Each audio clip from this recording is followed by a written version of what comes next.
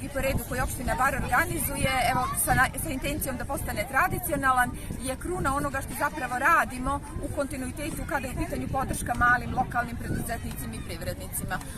Naša namjera je da zaista promovišemo lokalni biznis, da promovišemo lokalne proizvođače i da na ovakav način im damo jedan dodatni vjetar u leđa kada je u pitanju i vidljivost njihovog biznisa, ali i njihova međusobna povezanost i umrežavanje.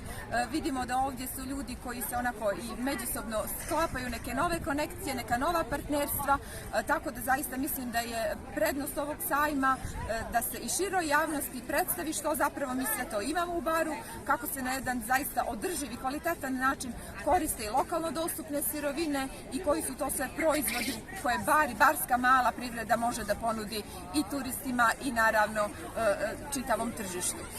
Kada je u pitanju podrška lokalne uprave, to evo kažem već negdje postaje tradicionalno na godišnjem nivou. Izdvajali smo sredstva i za žensko preduzetništvo i za preduzetništvo.